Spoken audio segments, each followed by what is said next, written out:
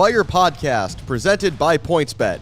Use promo code CHGO when you sign up to get 2 risk-free bets up to $2,000. I am Alex Campbell. Pat McCraney is off this week. He's on vacation, so I am joined instead by another Alex. You could say that Alex Calabrese is to Chicago soccer media as Gaga Slanina is to Chicago soccer. Alex, thanks for coming on the show. Glad to have you here. Happy to be here. So we're going to talk a few things today. We're going to start with the unfortunate result for the Fire down in Houston, but then we're also going to take this as an opportunity to dive into some of Alex's areas of expertise, including CHGO Fire 2 and how they are getting on in MLS Next Pro this season. And also, Chris Brady is currently in goal for the US Under-20 team as they try to qualify for the Olympics. But first things first, Fire 0, Houston Dynamo 2. And Alex, last week, Pat and I were thinking maybe the Fire could string some wins together. Very much not the case, as that was a pretty disastrous effort down in Texas. Yeah, that's a big ask out of the Chicago Fire to win 2 games in a row. See, it's not something they really make a habit of. The Fire did start well in this game. Stanislav Ivanov and Chris Mueller, both with some chances from the wings. Chris Mueller really trying to cash in that PointsBet pick of the week. Pat and I lined up for him to score in this game. That did not happen, and then against the run of play, we get what can only be described as an incredibly fluky goal. How many deflections were on this? Between the cross and the goal, like 3 or 4? Something like that, and it's just frustrating. It feels like the Fire are never getting any of those lucky bounces this season. Some good moments in the opening 20 minutes. Ivanov was looking the most lively he's looked in a couple of weeks. Just didn't get the goal out of that.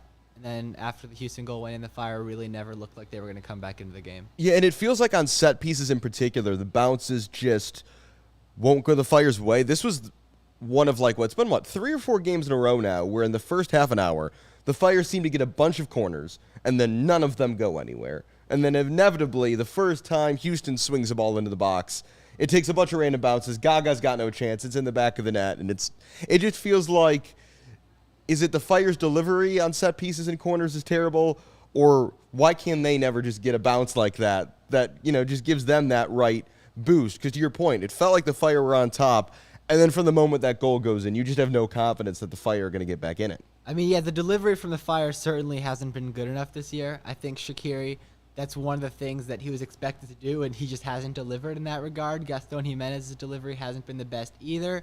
Of course, there have been some here and there, but it's just not been consistent enough. And again, bad luck sometimes on the opposing team's side, should I say. They've been getting some of those bounces where the Fire, I don't think they've gotten really any all season, and it's just hard to watch. It's always been odd, I think, to ever also have Gaston Jimenez taking set pieces because he's one of the tallest players on the team. I don't care if he's not that great with his head. Just sometimes the Fire line up for set pieces, and it's we got one dude over 6 foot in there somewhere, so this isn't going to go particularly well. So that first goal, I don't think you can really blame anyone for. The second goal, though, man, just bad defense all over the place. And we have to talk here about not just this play, but this entire game and the last couple of games. It has been a rough ride for Carlos Terán as Wyatt Omsberg's replacement since Wyatt Omsberg went down with injury. And this goal is maybe the best example we've seen so far of him just being caught totally flat-footed and having no awareness of runners in behind him. Again, I don't think there's anything Gaga can really do at this point, and his defense just really not helping him out on this goal in particular. Carlos Terán has had a rough couple of weeks, but here's the thing with him. He just will cost you a goal or 2 in a game, and then will save you 2 goals in the same game, and it's just hard because the potential's there. He has some of the attributes. He's really, really big. He's really quick. He's got some of those. He's got potential to be a really useful center back for this team, but he just has these moments like that second goal where he was just standing there. He's a big guy, but the ball just went over his head and he didn't really try to do anything about it, and then was just caught out and didn't really track back, and 2-0 Houston. And there was another moment in that first half where he gets caught with a runner in behind and Gaga almost gets chipped from 25 yards because no one follows the runner in behind, and it feels like we're seeing almost a pattern of that now where teams know even with so little data, and it'll be interesting to watch a Philadelphia Union team tonight against the Fire, who notably keeps their forwards very high and wants to press in behind the defensive line, how they approach it if the book is already out on Tehran. Oh, just make runs in behind him, and he's not going to be able to track it. So I guess that leaves the question, do you give Tehran more time? Mauricio Pineda is still currently unavailable with injury. He won't play tonight. Your only other real options, if you wanted to slide anyone else into center back, are to play Jonathan Bornstein there and have 2 left footers. Or you could play Boris Sekulic as a center back, but we've really only seen him do that as part of a 3. What are kind of your thoughts on what the Fire do at this point? I don't think, with Wyatt Omsberg out for the year, this is an important question to ask as well. I don't really think you have any other options other than Tehran. I think with 2 lefties, that's just a really big risk that I'm not really willing to take, because at that point you'd have to move Chicos over to the right, and that's not really where he's comfortable, and you can't fully utilize him there. With Boki, I'm just a little worried that he's never played in his career in a back 4 in the middle of that, so that's also a little bit worrying. For me, I would just stick with Tehran, even though he's been a little bit up and down. I think you have to go with him. And hopefully when Pineda comes back, I think he probably should be the go-to guy for the rest of the season. But it's between him and Tehran. It might go back and forth. Maybe when you know Omsberg is out for 3 months, potentially through the end of the season, you maybe have to look at bringing in some sort of serviceable reinforcement in that position, just because it's such a thin position now for this team. Could have gone out and gotten someone like Giorgio Chiellini on a TAM deal. We'll talk more about LAFC in a minute, but yeah, the Fire definitely looked like they could be in need of defensive reinforcements. And to your Bornstein comment about 2 left footers, if Carlos Tehran can't track runners in behind, I don't think a center back pairing of Chihos and Bornstein is exactly going to be keeping up with anybody. No, not at all. So the Fire take on Philadelphia tonight. As I mentioned, Pineda is still out. Jairo Torres still out. Still no update on that. Again, the weekly news conference would normally be right after this show on Wednesdays, but the Fire are playing tonight, so that isn't happening either. So we will have to wait till at least after tonight's game to hear anything from Ezra Hendrickson on if Torres is closer to playing. Xherdan Shaqiri, though, is off the injury report. He is not listed on there, so we think we're going to see Shaq back in the lineup tonight. He'll at least be on the bench against Philly. He should be able to start, but he may come off the bench. We'll just have to wait and see. Big headline tonight. The Fire have been posting about this in their social media leading up to this game. Kasper Shibilko taking on the Philadelphia Union for the first time since departing the club. And he just really hasn't looked like the player, Alex, who the Philadelphia Union sold to the Chicago Fire. And at some point, I know he's had injury issues. In your mind, what's been kind of the biggest difference? What's been the limiting factor that we're not seeing the reliable MLS goal scorer that was hitting the back of the net consistently for Philly? I think there are 2 things. Over the years in Philly, he was best when he was in a 2 up top, often next to Corey Burke or someone else who he could work with, and he could play. They could play off of him a little bit. That was when he was at his best. So I think that's maybe one thing where he's being asked to be the lone guy and to drop deep a little bit. That may be one thing. I think the second thing is just the injury issues. It seems like there may be potentially some long-term stuff, because they seem to be affecting him, and it's just a little bit worrying for me. Yeah, and the system the Fire are playing right now, very different than the Red Bull-ish 4-4-2 that Jim Curtin plays in Philly, that 4-4-2 diamond, where to your point, Shibilko wasn't asked to do a lot of running. He was largely asked to be a hold-up guy and to be a penalty box predator, and that strike partner, whether it was Sergio Santos or Corey Burke, would be somebody who would be the guy to go run, to go press, to do that part of the game. And now it does feel like Shibilko does get isolated quite a bit. While we're talking MLS, because we're going to talk some non-MLS stuff here after the ad read in a moment, the biggest MLS news of the last week for sure, and maybe the season, Gareth Bale signs for LAFC on a TAM contract, so they keep another VP spot open. Yeah, I think that deserves the celebration horn. I mean, sure, why not? So, also, Carlos Vela, right after Bale signs an extension, so he is staying. It sounds like that commitment from LAFC to bring in Bale might have been slightly enticing to Carlos Vela. We don't know how they would exactly line up. I'm guessing they would shift Vela to the middle again and play Bale on the right and Brian Rodriguez on the left. Maybe Bale goes into the middle where he has to run less. Maybe he's a bench guy initially. Who knows? Either way, LAFC didn't need Gareth Bale. They're already top of the MLS Supporter Shield standings right now.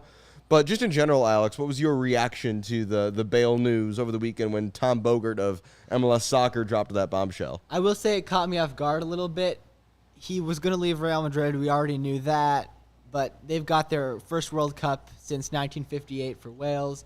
And I think for Gareth Bale at this point in his career, that's really all that he really cares about, that World Cup with Wales. He just needed to go somewhere for 6 months to stay fit and get ready for that World Cup. And I think LA, even though they're paying him a lot less than he might have earned somewhere in Europe, it's just probably enticing to live in LA for 6 months and prepare for Qatar. Absolutely. And when the other main club he was being linked with was Cardiff in his hometown, Cardiff playing the championship, he wasn't going to make any better money at Cardiff than he'd be making with LAFC. And any of the European teams that could afford to pay him some huge sum, no one was going to pick up that $400,000 a week contract he was getting at Real Madrid. That was not going anywhere. So, yeah. And, hey, the golf is probably a lot nicer in LA. They've got 19 golf courses in the LA area. So 19? They got to have more than that. They got to have at least 19 nice golf courses. Also, the question is, what country club is he joining? Yeah, but, I mean, obviously it's summer, so most European leagues are off. So he comes to MLS. Like you said, he stays fit for the World Cup. I mean, I think that makes perfect sense. Yeah, it's going to be the whole lineup for that. The question's going to be, as the MLS schedule condenses, MLS is going to be a league that runs into this problem more than other leagues in Europe, because European leagues already understand that they don't want to have the problem of every player just saying, oh, I'm injured the last 2 weeks before the World Cup, and being just like, don't play me. MLS, and a team like LAFC in particular, is going to run a bit into this, because I haven't looked at the calendar, but I believe MLS Cup is like 2 weeks. I think MLS Cup is like the 8th or something. Yeah, it's like 2 weeks really before close. the USA plays Wales in that opening game.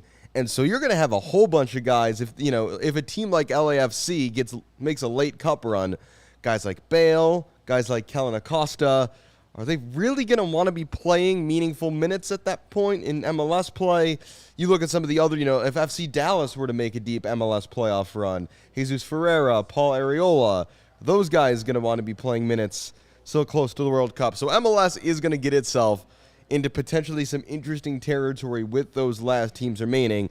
Meanwhile, if your team doesn't make the MLS Cup playoffs or doesn't make a deep run, then maybe not the worst thing. Fitness is also a question at that point. Now, Greg Berhalter has said that the U.S. is going to have a camp for some MLS players, but for a lot of those other teams, say you're Gareth Bale and say LAFC crash out early in the playoffs, now suddenly you have a month and a half before the World Cup and you don't have any games to play. Yeah, it's kind of a catch-22. It's like, on the one hand, your risk of injury has just gone down because you don't have any competitive soccer to play. On the other hand, you need to go find someone to kick a ball around for a month. Whereas, with the U.S., to your point, Berhalter could just set up a camp at, the training center in Kansas City, for example, and say, hey, anyone who wants to come hang out for 2 weeks can come hang out and we'll train.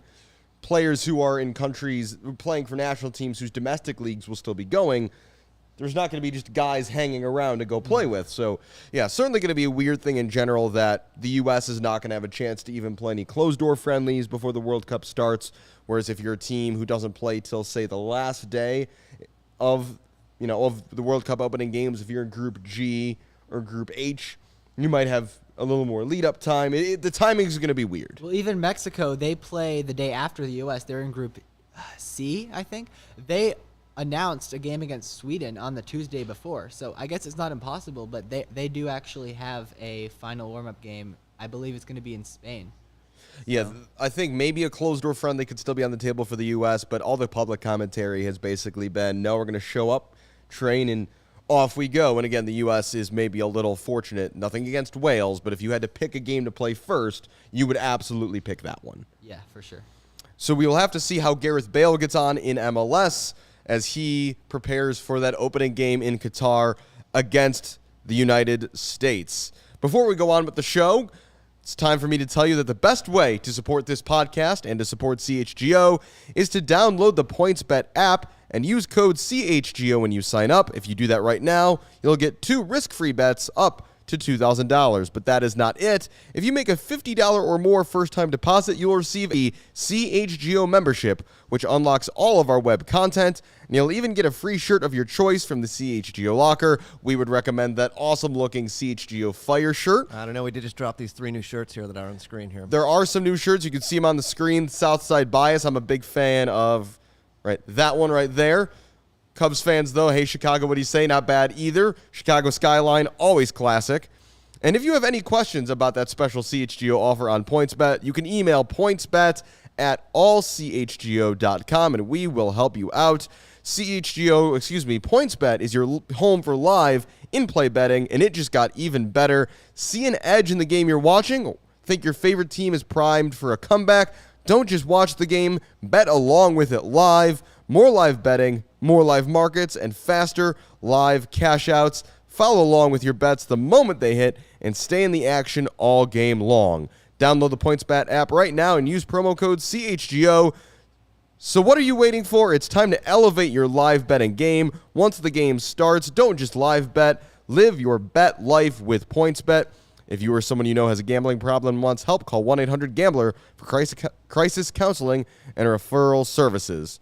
Also, this is the point in the show where I, as usual, tell you about OWYN, which stands for Only What You Need. OWYN is a 100% plant-based protein shake that gives you nutrition that works as hard as you do. All of their products are free from artificial ingredients. They're allergen-friendly, including being both gluten and dairy-free, making them easily digestible, which is great if you're like me and have a bunch of food allergies. And I first heard about OWYN from Chicago Bears quarterback Justin Fields, who himself follows a plant-based diet. OWYN and CHGO have partnered up to give you an awesome offer, 20% off your first purchase at liveowyn.com. That's LIVEOWYN.com. with the code CHGO20. That's CHGO20. Join me and Justin Fields and try OWYN, only what you need. Next up, Alex, it's time to check in on the Gaga saga. There is no new news on the Gaga saga. He's still heavily linked to Chelsea. They are still doing nothing as Todd Bowley cleans house in terms of the Chelsea front office.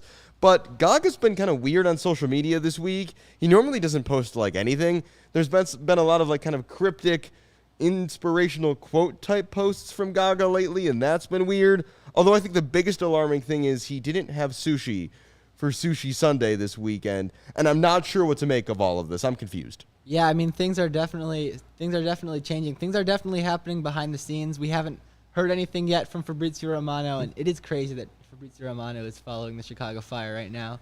But we haven't heard any new news yet.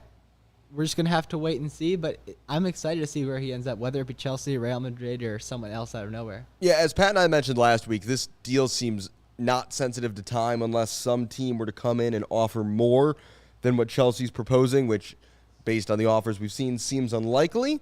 So we'll have to wait and see. Full disclosure, Alex and I both have a personal interest maybe in Gaga ending up at Chelsea, but we'll have to wait and see. US M&T goalkeepers have been on the move this week. Zach Steffen heading to Middlesbrough on loan in the championship. Maybe not quite the loan US M&T fans would have been hoping for there. Meanwhile, Matt Turner has arrived at Arsenal. Yeah, that's right. He is officially a gunner. Damn right. Arsenal do have some house cleaning to do, though. Bernd Leno's still there as well. That's fine. Something's got to give there. By all accounts, it sounds like Leno is going to leave and that Matt Turner will be the backup to Aaron Ramsdale. Did you see the last Revolution match where Turner was signing things and there was some moron in a Spurs jersey? Yes. And he said, ugh, that's disgusting. I was like, that's my gooner right there. Let's go. No. Matt already knows. Matt already knows that if he had signed a Spurs fan's jersey, it would not have gone well for him online, on Arsenal Twitter, Arsenal Reddit. It would have been a bad time. Bad start. So Arsenal Twitter, what a place. Yes. I mean, they already love him. Arsenal fans already love him. Gooner through and through, baby. Let's go. Yeah, which is good to see. Shout out to maybe also Tobin Heath, previously sowing some American goodwill among the Arsenal fan base. And I think we're going to see Matt Turner play a decent amount. I think at least he's going to maybe get the Europa League games. Aaron Ramsdale is currently fighting for a role in the squad for England, so that's going to be interesting to see how that plays out. Lots of unknowns with American goalkeepers, not just Gaga. From what I've heard about Matt Turner, it sounds like the Arsenal staff is promising that he's going to at least get some opportunities to earn the starting job, which was a little bit of a surprise to me, and I don't think it'll necessarily happen because Ramsdale is an excellent goalkeeper, but he'll have chances, so we'll have to wait and see what happens with that. Yeah, Ramsdale, young goalkeeper still. I mean, not as young as Gaga, but young. Has shown that he can kind of have runs of form.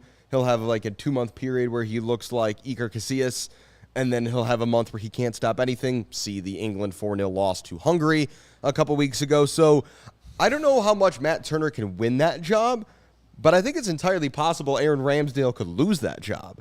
That is true. We'll just have to see what happens with Bernd Leno as well. Is he actually going to leave? I know it sounded like he was going to leave last January. That didn't end up happening, so we'll have to wait and see with that.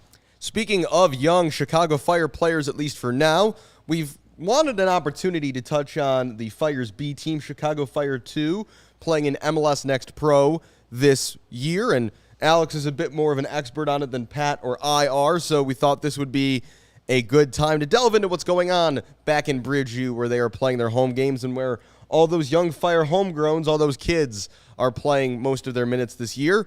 So, Alex, kind of big picture, Fire 2, they're 9th in the Eastern Conference, which isn't great. They kind of started this year as a place to just dump Fire bench players and get them minutes, and that didn't really result in anything tactically cohesive.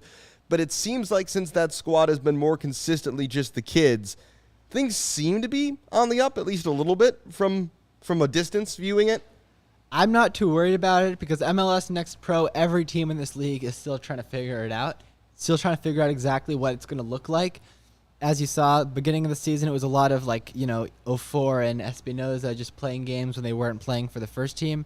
Now it's more of those core group of homegrown guys from 2002 to 2005 who have been playing together for a lot of years and know each other quite well. So that has definitely benefited the team a little bit. And there have been some guys who have been really shining and some guys who might potentially be getting some time with the first team in the future. So I think they obviously had winning at the second-place New England Revolution this weekend. That was a lot of fun. I was at that game as well, and they scored a lot of goals. Victor Becerra looking amazing. Some other guys like Sergio Orahel was looking really good as a lone six, and he's definitely someone I'm also really excited about for the future of this team.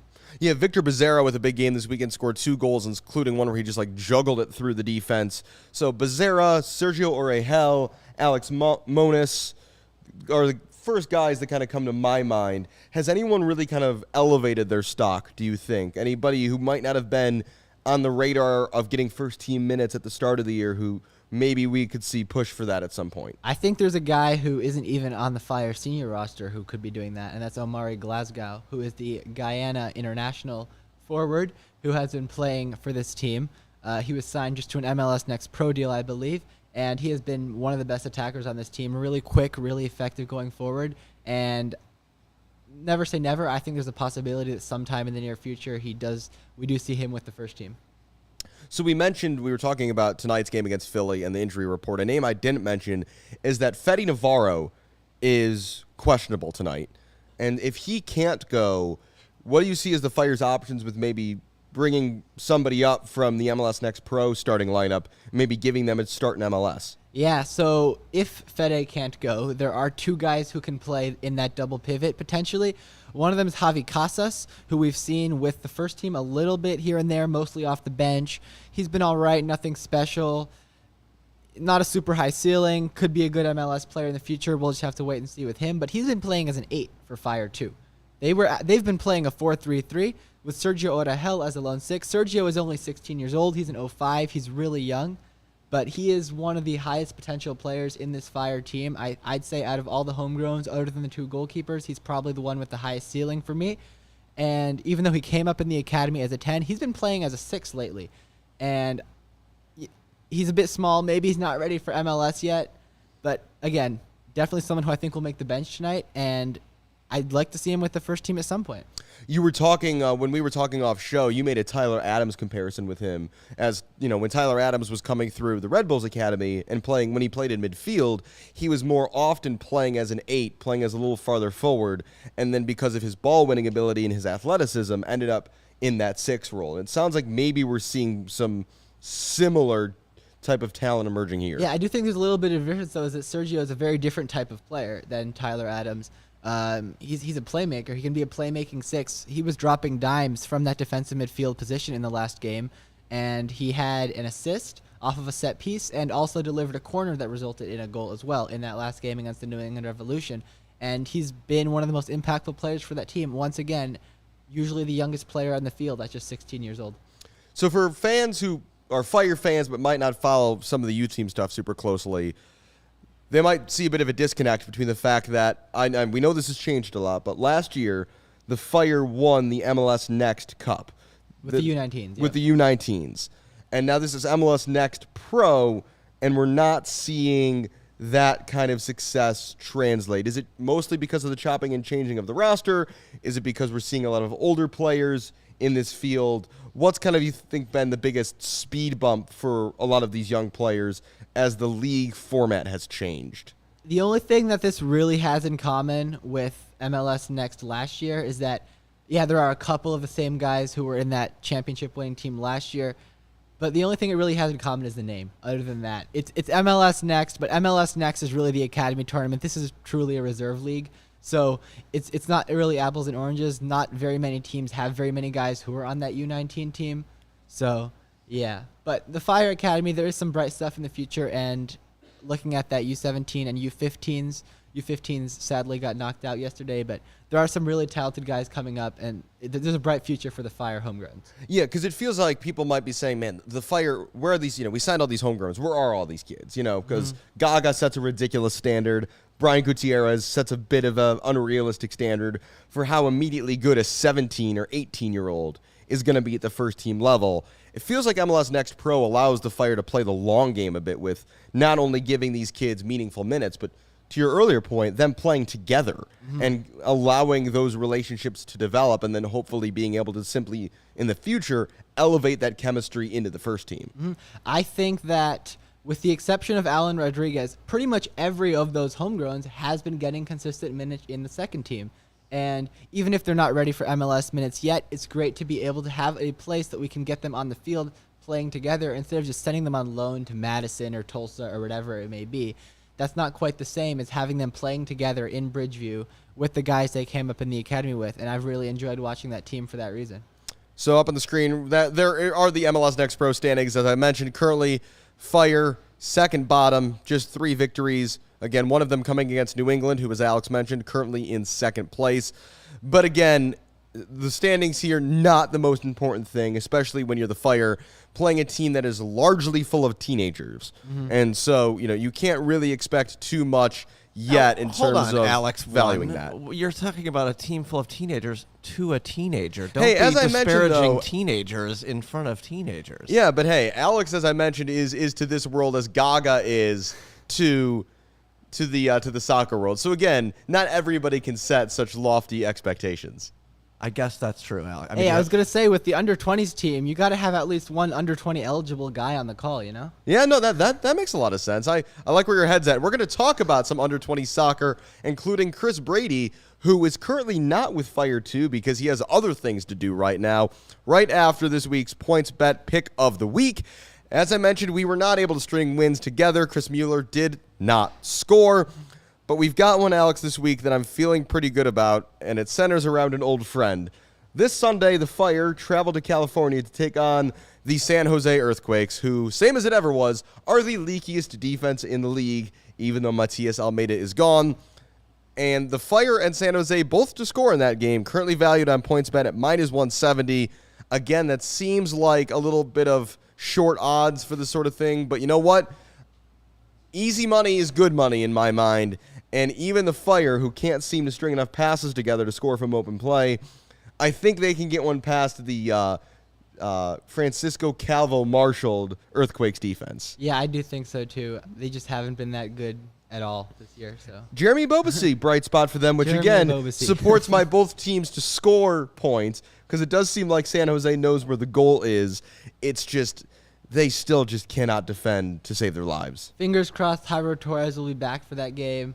If it's Jairo, Shaqiri, Mueller, Shabilko going up against that Francisco Calvo team, hopefully finally some goals will get in the back of the net and not just a lucky bounce like we had last week. It still is amazing to me that Francisco Calvo is going to captain a team at the World Cup. That is a thing that is going to happen. It's fantastic. It's the content is amazing, if absolutely nothing else. All right, so from the Fire Kids to, well, one Fire Kid and a bunch of other kids. We have a question in the chat I'd like to we get do have a to question here. in the chat.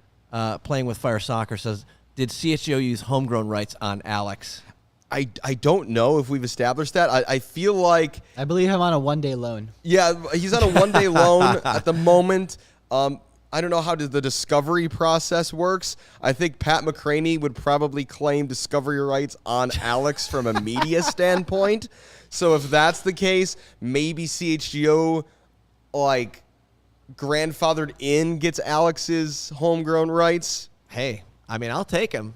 I don't know what I have my role in. I'm not sure if I'm a GM. The next thing we'll have to do is, do we have his rights for softball? I think that's really the bigger question: is can we get him?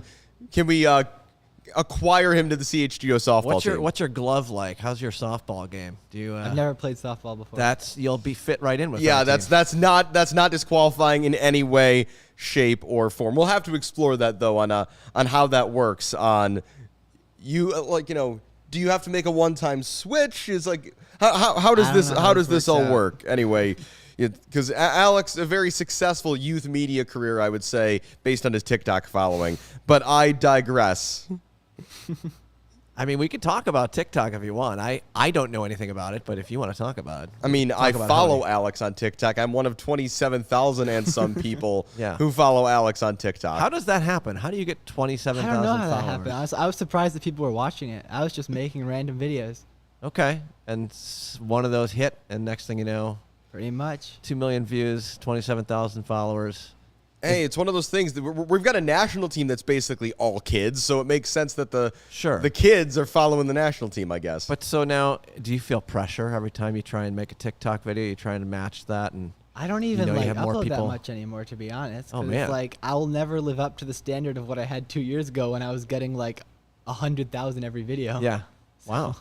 Okay. Have you moved on to a new platform? Is there somewhere we should be following you? I'm trying to do YouTube, but it's just slow growth. Okay. We'll get there. Well, you're on YouTube right now, so welcome. Yeah, Well, yes, he is on YouTube right now, and so far, so good.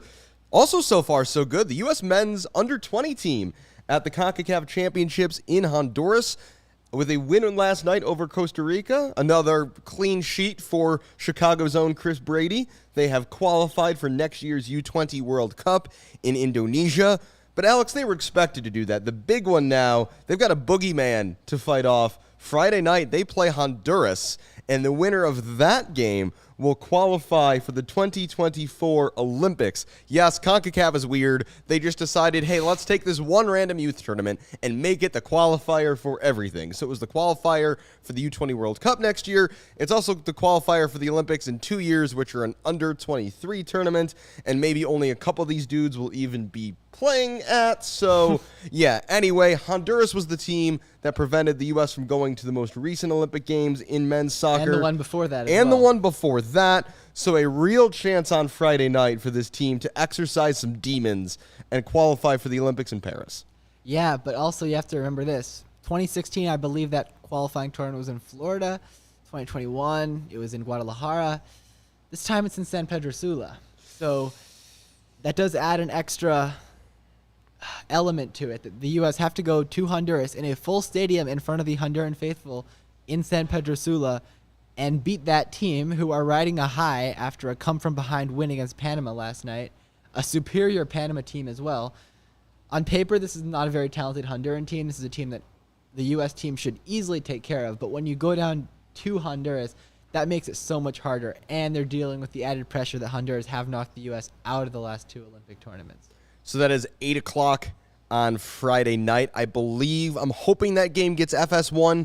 It is FS1. Okay, yep. so FS1 and DYNAMO. Yeah, these games have been hard to watch on TV, but as the games have gone on and as the Americans keep winning, slowly their media exposure gets better. We started, I believe, on just the CONCACAF YouTube page for that first game, and now we're going to be on DYNAMO and FS1 on Friday. So they're slowly coming along.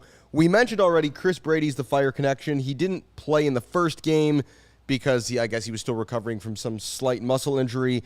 He has played every game since, and at times has looked very good, at other times has had very little to do. So how would you assess Chris Brady's performance so far in this tournament, even though he doesn't see a whole lot of shots? Yeah, I can briefly go game by game. The first game, Antonio Carrera started in part because they just wanted to provisionally cap tie him because he's dual eligible with Mexico, and it was St. Kitts. That game ended 10-0 for those who aren't familiar. So The Fire had 7 expected goals. The U.S. had 7 expected goals, which I've never seen a number like that before. yeah, Mr. Carrera got that cap-tying start, and for his troubles, I believe touched the ball 3 times. Yes. Next game against Canada was kind of a fluke game as well. Like, if you want to look at the expected goals, the U.S. had 2.58 and Canada had 0.5, yet the game ended 2-2. The first goal was not Brady's fault at all.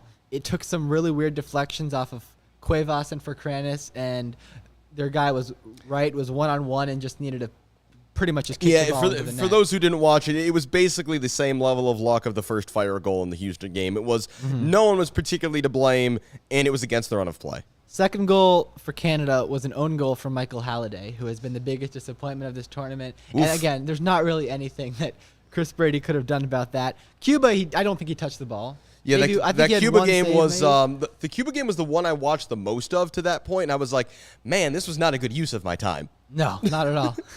Quinn Sullivan, first half hat trick, and after that, everyone was just trying not to get injured.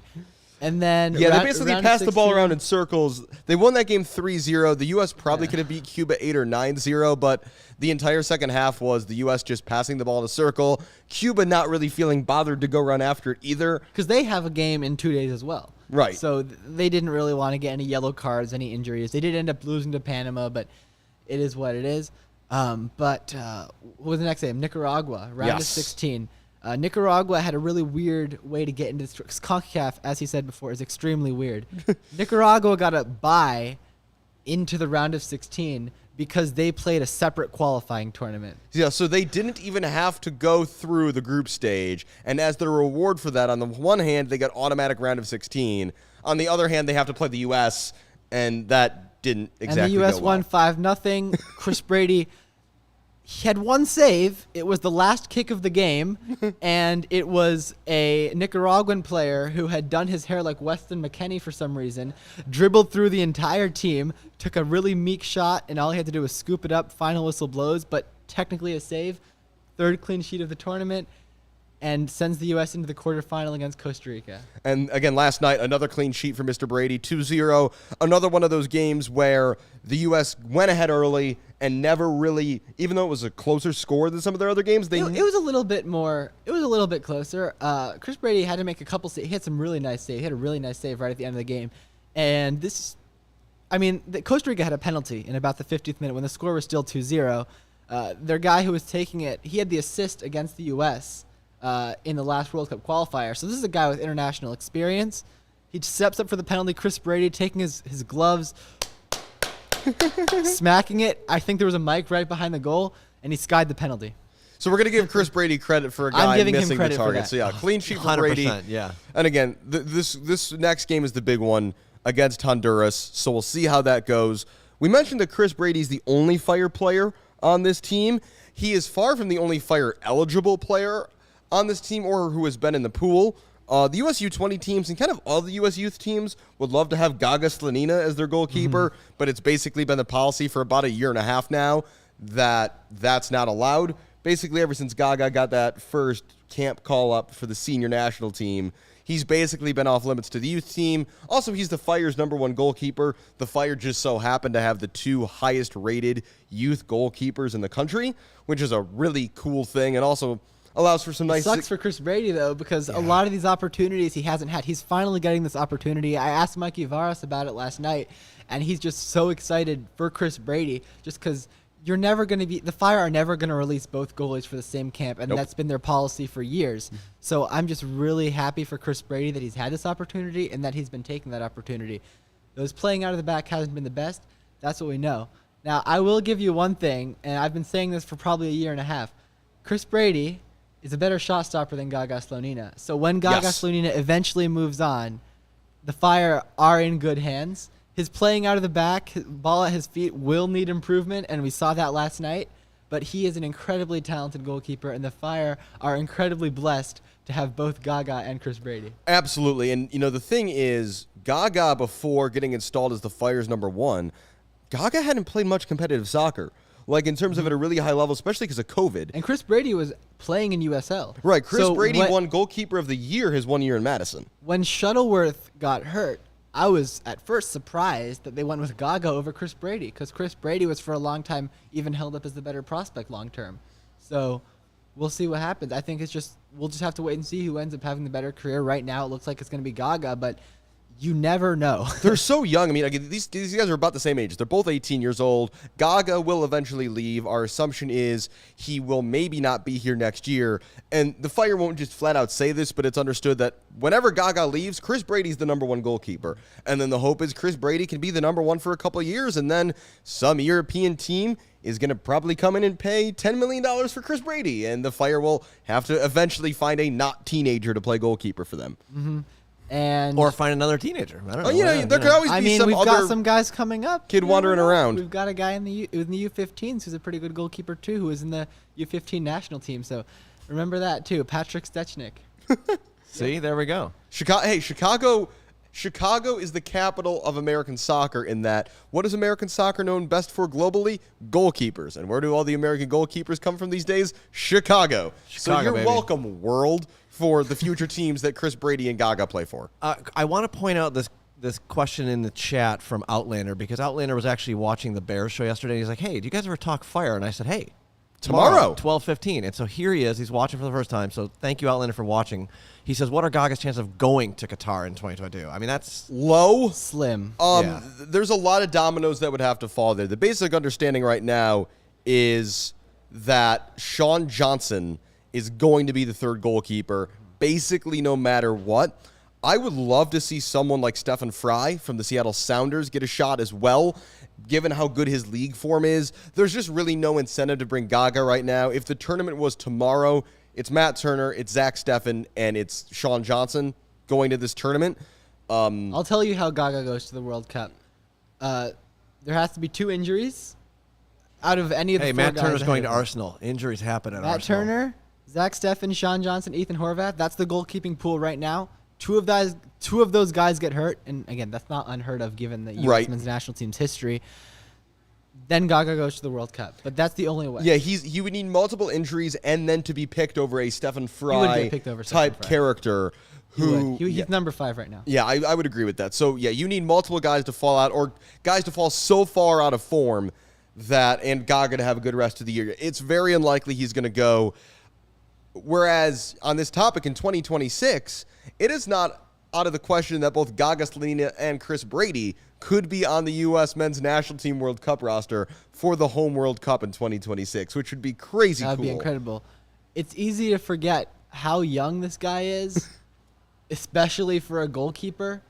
Theoretically, he'll be, look, he's still only going to be 22 in 2026. Right, which is still So he'll be 26 in 2030. Young. He'll be 30 in 2034. He'll be 34 in 2038. So it's not out of the question that, 2042, he goes as the third goalie. And that's a made-up year. 2042. That's not a real year, is it? Is that a real year? I don't think we're going to get there.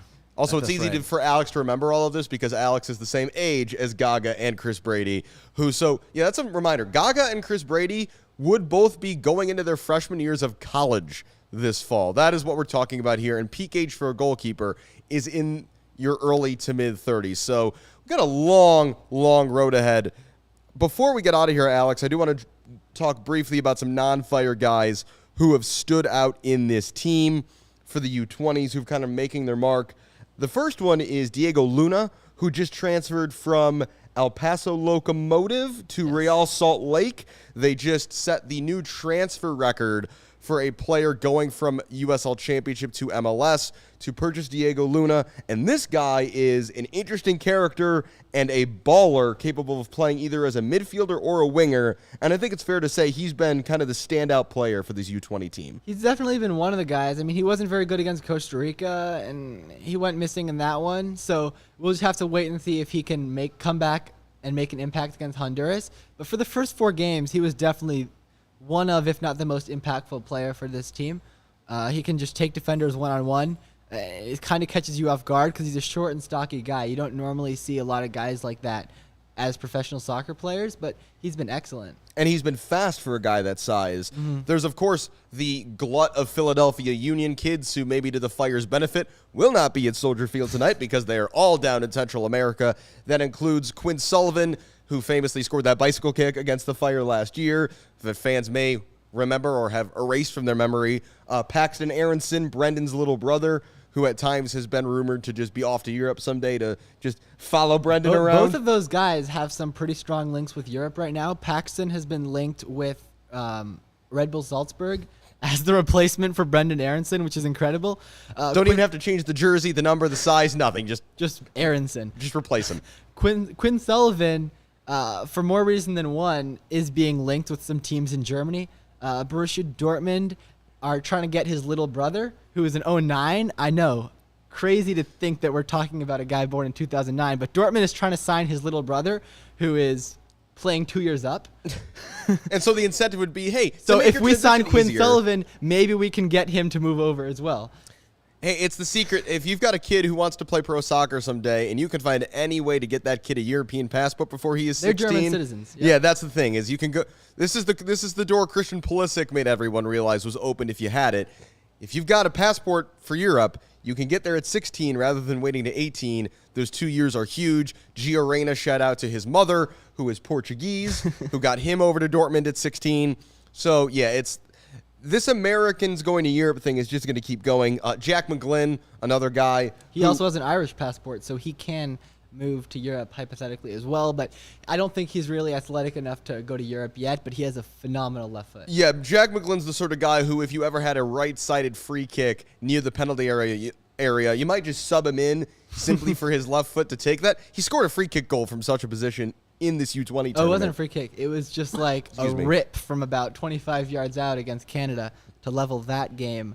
There is one other guy I wanted to mention from this tournament who's a bit of a surprise, a little bit impressed, and his name is Alejandro Alvarado. Show wouldn't be complete without a mention of another Alex. Yep. But Alex Alvarado, he's playing for Vizela in Portugal, which is the same team as Alex Mendez, if you remember him from the last U20 cycle. Former Ajax youth player is where maybe some fans would have lost track of Alex Mendez a couple years ago. He's reappeared. He's resurfaced in Portugal, but Alex Alvarado has been the only foreign 2003 or younger player who's been getting any minutes in the Portuguese league. Mikey Varas has been trying to get him in this entire U20 cycle and hasn't been able to because the club hasn't released him. They're finally getting him for this tournament, and he's been a pleasant surprise. He's earned the job as the starting 8 next to Diego Luna, Paxton Clark, whoever it may be in that attacking 8 role. And for me, Alex Alvarado, the reason U.S. men's national team fans may want to remember this name is because, in my opinion, I know a couple people have said this too, he really plays that 8 role in a way that Greg Berhalter's 8s like to play. He does the offensive responsibility and the defensive responsibility. So if he can have a breakthrough in the Portuguese league, he's someone who, if Greg Berhalter is still the coach in the next couple of years, maybe could be a U.S. men's national team player and a contributor for that team. Absolutely. And when we talk about the fact that this team just qualified for the U20 World Cup next year in Indonesia, all of these guys are basically auditioning now for a spot to still be on that roster. And to your point about guys who could fit Berhalter's system well, once the World Cup passes, everything resets. You've got a 4-year runway to the next World Cup. So any guy who not a lot of competitive games in that time as well. A lot of friendlies because we don't have qualifying. So a lot of time for younger guys to get tryouts with Berhalter. Because again, especially because of no qualifying, the first 2, maybe even 3 years before the World Cup, it's all just tryouts. It's all just like, let's get the 18 minutes together so we can just keep building chemistry, and then let's just get a bunch of dudes through the door to see who's going to fill out spots 20 through 26 on a World Cup roster. Yeah, I'm really excited to see who those guys end up being. Normally, from a U20 team, if you get 2 or 3 guys who graduate to the senior team, that is fantastic return. But from the last one, we've already had several. Dest, Weah, Richards. So, Josh Sargent, maybe his national team career not dead yet. Not yet. We'll see. Fingers crossed. I'm rooting for him, but we'll just have to see what happens with him. Yeah. Well, this has been fun to kind of mix it up a bit today, bringing in a younger co-host, talking about some younger players, both local and down in Honduras right now. I'm sure we'll check back in at some point this year with Alex about how things are going for all the Fire's youngsters. To his point, we're probably going to see at least one, maybe two in the starting lineup tonight, certainly a few on the bench as the Fire deal with some injury issues. A reminder of the upcoming schedule. The Fire take on Philadelphia Union tonight, 7 p.m. at Soldier Field. That is Pride Night, so if you're not doing anything else on this beautiful summer Wednesday evening, Alex and I will both be in the building. You should join us in doing that. As mentioned with the PointsBet pick of the week, the Fire are in California on Sunday, 8 p.m. local time here. They take on the San Jose Earthquakes. And as for the U20s, that is Friday night, FS1, 6 o'clock local time against Honduras as they look to get the American men back to the Olympics. And if they fail to do so, we'll always have the perennial gold medal favorites of the American women. So that is going to do it for this week's edition of the CHGO Fire Podcast. Thanks again to Alex Calabrese for hopping in the chair and joining me in Pat McCreaney's absence. We will be back next week with plenty more to talk about from the world of Chicago soccer. Until then, I'm Alex Campbell. Thanks for watching. Thanks for listening, and we'll see you next week.